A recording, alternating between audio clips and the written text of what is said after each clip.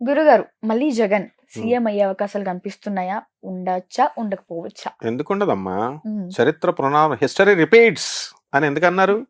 హిస్టరీలో చంద్రబాబు నాయుడు గారు ఓడిపోయారు, మళ్ళీ ఇంకేముంది, పార్టీ అయిపోయింది, టీడీపీ రాదు, భూస్థాపితం చేసేసాడు జగన్ టీడీపీ అన్నారు. పార్టీయే లేదన్నారు. లేదన్నారు, భూస్థాపితం అన్నారు. అవును. వాళ్ళు కొడాలి నాని గారు, రోజా గారు, తర్వాత వల్లభనేని వంశీ, వీళ్ళంతా పేర్ని నాని, వీళ్ళంతా వాళ్ళ స్టైల్లో వాళ్ళు పార్టీ అయిపోయినట్టు చెప్పారు.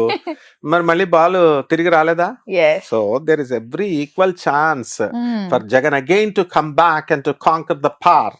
రావడానికి అవకాశాలు ఉన్నాయి.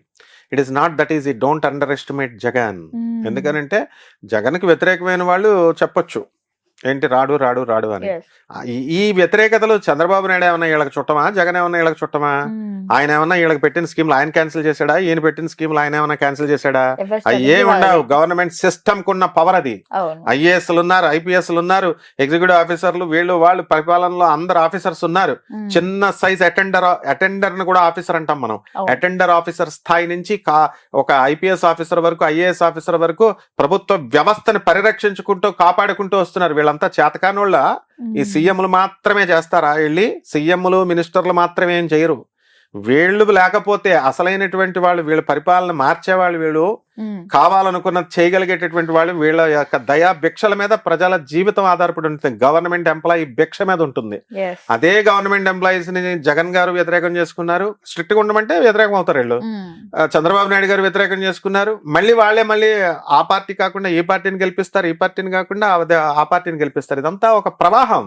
yes. కాబట్టి కరుడుగట్టినటువంటి తీవ్రవాదం లాగా, కరుడుగట్టినటువంటి అభిమానులు, మేము రెడ్లం, మేము చౌదరీస్, ఇవన్నీ నడవవు. ఎందుకనంటే అందరూ ఓట్లేస్తేనే వస్తాయి.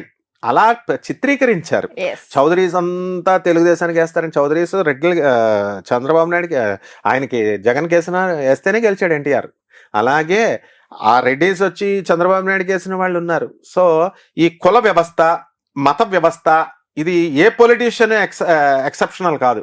దీన్ని పెంచి పోషిస్తూనే ఉంటారు ఆయన. చంద్రబాబు నాయుడు అయినా, జగన్ అయినా, ఎవరైనా సరే. ఉమ్, ఈ కుల వ్యవస్థ, మత వ్యవస్థ పోయినప్పుడు మాత్రమే మనకు ఆ చక్కటి ప్రభుత్వం వస్తుంది. right. ఇప్పుడు జేడి లక్ష్మీనారాయణ గారు చెప్తున్నారు, జయప్రకాష్ నారాయణ చెప్తున్నారు, ఆయన ఒక ఐఏఎస్, ఒక ఐపీఎస్. మరి వాళ్ళు ఎందుకు గెలవట్లేదు? ఉమ్, ప్రజలు మంచి చెప్పే వాళ్ళని గెలవనివ్వరు, చదువుకున్న వాళ్ళని గెలవనివ్వరు. కాబట్టి అయినా వాళ్ళ డ్యూటీలు మానేస్తున్నారా? బ్రహ్మాండంగా చెప్పుకుంటూ వెళ్తున్నారు. అవును. ఎవరి డ్యూటీ వాళ్ళు చెయ్యాలి. కాబట్టి అగైన్ జగన్ అధికారంలో రావడానికి ఈక్వల్ ఛాన్సెస్ ఉన్నాయి. ఓకే. కాబట్టి ఆయన కృషి బట్టి ఈసారి ఆయన పాలసీస్ని మార్చుకోవాలా. అహంకారి అంటున్నారు, మార్చుకోవాలి. మరి జనాలు పనున్నా లేకపోయినా చంద్రబాబు నాయుడు అయితే ఇమీడియట్ అపాయింట్మెంట్ ఇస్తాడు, జగన్ పనున్నా పని లేకపోయినా 2 hours వెయిట్ చేపిస్తాడు అంటున్నారు. మార్చుకోవాలా? రోడ్లు వేయట్లేదు అంటున్నారు. ఈసారి రోడ్లు వేయాలా? జనాలకు డబ్బులు ఇవ్వకూడదు అసలు. ఈ వెల్ఫేర్ యాక్టివిటీస్ అన్ని ఇప్పుడు చంద్రబాబు నాయుడు గారు ఏమైనా అమాయకుడు అనుకుంటున్నావా? ఇవన్నీ చేసేస్తారండి, సంక్షేమ పథకాలు చేసేస్తారండి అంటే డబ్బు ఎక్కడిది? డబ్బు ఎక్కడి నుంచి ఆల్రెడీ వస్తుంది? ముందే ప్రాపుల్ లో ఉంది, ఇంకే కొద్ది యాప్ యాడ్ అవుతుంది. ఏదో కొద్దిగా ఆయన కూడా వ్యతిరేకం చేసుకోకూడదు కాబట్టి చేసుకోవాలంటారు. ఉమ్, అసలు ఏ ముఖ్యమంత్రి అయినా, ఏ ప్రధానమంత్రి అయినా వెల్ఫేర్ స్కీమ్స్ తీసి పడేద్దామని చూస్తున్నారా? చేయరు. yes. చేసిన రోజున బాగుపడుతుంది. యుఎస్ లో, లండన్ లో అక్కడ ఉన్నట్టు. ఫారిన్ కంట్రీస్ లో ఈ వెల్ఫేర్ స్కీమ్స్ ఉంటేనేనా? అంటే డబ్బులు ఇస్తున్నారు, నాయకుడు డబ్బులు ఇస్తున్నాడు, 2000, 5000, 3000, దానికి ప్రజలు ఓట్లు వేస్తున్నారు. 10% ఆఫ్ ద పీపుల్ నిజాయితీగా వేసే వాళ్ళని వదిలేసాయి. వాళ్ళు వ్యాపారం లాగా పెట్టుబడులు పెడుతున్నారు, వీళ్ళు డబ్బులు తీసుకుంటున్నారు, వేస్తున్నారు. వీళ్ళకి ఎక్కడ అధికారం ఉంది? వాళ్ళు సీఎం అవ్వాలా, వీళ్ళ మినిస్టర్స్ అవ్వాలని లేనే లేదు. ప్రజలకు అడిగే అధికారము లేదు. అలాగే ప్రజలు నిర్లక్ష్యం చేసిన రోజున దింపేస్తారు. ప్రజలే పాలకులు అని చూపించారు. Yes. 2 ఎలక్షన్లలో తెలంగాణలో కూడా చూపించారు, ఇక్కడ Twist. ఏపీలో. కాబట్టి నాయకులు ఏమనుకోవాలంటే వీఆర్ స్లేవ్స్ అనే భావంతో వర్క్ చేయాలి. అంతేగాని మా తాతలు సంపాదించిన ఎస్టేట్ ఇది ఆంధ్రప్రదేశ్, మా తాతలు సంపాదించిన ఎస్టేట్ ఇది తెలంగాణ అనుకున్న రోజున ప్రభుత్వాలు కూలిపోతాయి, ప్రజలు పాలకులు అవుతారు. కాబట్టి ఎప్పుడు ప్రజలదే ఫైనల్ నిర్ణయం. సో ఇందాక మీరు అన్నట్టుగా పవన్ కళ్యాణ్ గారికి డిప్యూటీ సీఎం ఇచ్చారు. సో ఫ్యూచర్ లో సీఎం అయ్యే అవకాశాలు ఏమైనా కనిపిస్తున్నాయా జాతక ప్రకారంగా? చంద్రబాబు నాయుడు గారు ఇప్పుడు ఇందాక ముసలాయన అయిపోయారు అన్నారు. కంటిన్యూస్ 25 years పరిపాలన చేసినటువంటి జ్యోతి బసు ముసలోడు కాదా? నితీష్ ఆయన హైలీ ఎడ్యుకేటెడ్ సీఎం. ఆయన వార్ధక్యంలో ఉన్న వాళ్ళంతా ఉన్నారు. కాబట్టి వీళ్ళందరూ కూడా ముసలి గిసలి అని ఉండదు, మెచ్యూర్డ్ లీడర్. ఎంత వయసులో రాటు తేలిపోతే, ఎంత వయసులో ఏజ్డ్ వస్తే అంత మెచ్యూరిటీ అనేది వస్తుంది అనమాట. సో అలాగే పవన్ కళ్యాణ్ గారు సీఎం ఎలా అవుతారు? ఇప్పుడు ఇది రావడమే, డిప్యూటీ సీఎం రావడమే అభిమానుల భిక్ష, ఆంధ్ర ప్రజల భిక్ష. ఒక సినీ నటుడిని ఎన్టీఆర్ ని సెలెక్ట్ చేశారు. అప్పుడంటే కాంగ్రెస్ అదే ఆయనకి చాలా కష్టమైంది. ఎందుకంటే కాంగ్రెస్ పార్టీ మీద కష్టం, కాంగ్రెస్ పార్టీ అప్పుడు ఎమర్జెన్సీ పెట్టి ప్రజలందరినీ పట్టుకొని ఎమర్జెన్సీ తీసుకెళ్లిపోయి ఆపరేషన్లు చేసేసేవారు. ఫ్యామిలీ ప్లానింగ్, దొరికినట్టు తీసుకెళ్లి గవర్నమెంట్ హాస్పిటల్ వేసేసి కటింగ్ చేసేసి 150 రూపాయలు చేతిలో పెట్టేవారు. దొరికిన గవర్నమెంట్ ఎంప్లాయీని తీసుకెళ్లి జైల్లో పడేసేవారు. ఎమర్జెన్సీ అంటే డార్క్ డేస్ ఆఫ్ ఇండియా అంటారు. అటువంటి ఆవిడ మీద కక్ష కట్టి ఏం చేశారు, ఆ టైంలో వేరే ఆల్టర్నేటివ్ కోసం ప్రజలు ఎదురు చూస్తూ ఉన్నారు. ఆ టైంలో డాక్టర్ ఎన్టీ రామారావు గారు వచ్చారు. ఆయన మీద ప్రేమ, ఆయనంటే ఆయన చిన్నోడా, ఇప్పుడు కాదు అది 3 తరాల నుంచి ఒక రాముడి పాత్ర, ఒక కృష్ణుడి పాత్ర, ఒక భీముడి పాత్ర, ఇలా రకరకాల మామూలు సాంఘికలలో ఒక 4 తరాల జనం, 3 తరాల జనం అందరికీ ఆయన సుపరిచితుడు కాబట్టి ఆయన మీద ప్రేమ. మన ఇంట్లో వాడు ఎంట్రీ వాడు అనుకుని అందరూ కలిసి వేశారు, ఆల్టర్నేటివ్ లేదని. అదే మరి చిరంజీవి గారి విషయంలో ఎందుకు రాలేదు, ఎందుకు వేసేయలేదు? అదే మరి పవన్ కళ్యాణ్ 10 సంవత్సరాల క్రితం ఎందుకు వేసేయలేదు? సినిమా వాళ్ళని అంత తొందరగా నమ్మరు. ఆ కాలంలో ఎంజీఆర్ నమ్మారంటే అది వేరు. ఆ టైప్ ఆఫ్ ఆయన కూడా చాలా సుదీర్ఘ కాలం పాటు చేశారు. అలాగే డాక్టర్ ఎన్టీ రామారావు ఆయన స్పెషల్ స్టైలే డిఫరెంట్. ఇప్పుడున్నటువంటి పవన్ కళ్యాణ్ గారికి సీఎం అయ్యే అవకాశాలు లేవు, ఫ్యూచర్ లో కూడా లేవు ప్రస్తుతానికైతే. అంటే దాని గురించి మళ్ళీ రాంగ్ రన్ అక్కల్లా. ఎందుకంటే చంద్రబాబు నాయుడు ఉన్నాడు, ఆయన చెబితేనే కదమ్మా పవన్ కళ్యాణ్ ఓట్లేసింది. జనం ఏమంటున్నారు, టీడీపీ సపోర్ట్ లేకుండా ఉత్తి జనసేనకి వేసారా? మరి జనం వేసారా? కానీ ఇక్కడ జనసేన వల్ల పవన్ కళ్యాణ్ వల్ల టీడీపీకి ఓట్లు వచ్చాయని కూడా చెప్పడం జరిగింది. ప్రజల నాలుకలు 2 రకాలు ఉంటాయి, వీళ్ళు అటైతే ఇటు, ఇటైతే అటు అంటారు. అభిమానులు, మెయిన్ పవన్ కళ్యాణ్ అభిమానులు ప్రశాంత్ కిషోర్ ని పక్కన పెట్టి ఆ స్ట్రాటజీతో మనం పిలిపించాం. ఏం మీరంతా ఐఐటీలో చదువుకోలేదా, ఎన్ఐటీలో చదువుకోలేదా, ఇంజనీరింగ్ చదవలేదా? ప్రశాంత్ కిషోర్ కి ప్యాకేజీలు ఇచ్చి ఆయన కూడా మీలాంటి ఇంజనీర్లను హైర్ చేసుకునే బాబు రావాలి, జగన్ పోవాలి, లేదా జగన్ రావాలి, బాయ్ బాయ్ బాబు, ఇలాంటి స్లోగన్స్ మీరు ఇవ్వలేరా అని చెబితే అప్పుడు గత 10 సంవత్సరాల క్రితం కన్వర్ట్ సినీ అభిమానాన్ని సినీ అభిమానంగానే ఉంచుకొని ఓట్లుగా కన్వర్ట్ చేసుకోలేకపోయినటువంటి జనం ఏం చేశారు, ఇప్పుడు ఓట్లుగా కన్వర్ట్ చేశారు. ఇది ఎప్పటికైనా ప్రజల అభిమానులు, పవన్ కళ్యాణ్ అభిమానుల గొప్పతనం అది. కాబట్టి ఇక్కడ ఏంటంటే చంద్రబాబు నాయుడు గారు వల్ల పవన్ వచ్చాడు, పవన్ వల్ల చంద్రబాబు నాయుడు వచ్చాడు. రెసిప్రొకేషన్. ఒకళ్ళు వన్ సైడ్ లవ్ ఉండకూడదు కదమ్మా, ఇద్దరు ప్రేమించుకోవాలా. ఈ కూటమి ఏర్పడింది కాబట్టి ఈ రోజు ఫస్ట్ అసలు కూటమి పెడితేనే వస్తారని చెప్పిందే మనం. 2 పార్టీలు వస్తే కుదరదు. చంద్రబాబు నాయుడు పవన్ వస్తున్నంత మాత్రాన్ని సరిపోదు, యూ హ్యావ్ టు బీజేపీని కూడా కలుపుకోవాలా అని చెప్పి అప్పుడు మాత్రమే వస్తుందని చెప్పాం. అలాగే వాళ్ళు అయ్యారు. ఎందుకంటే వాళ్ళ వెనకాల ఐఏఎస్లు ఉంటారు, ఐపీఎస్లు ఉంటారు, చదువుకునే వాళ్ళు ఉంటారు, మీలాంటి స్టూడెంట్స్ ఉంటారు.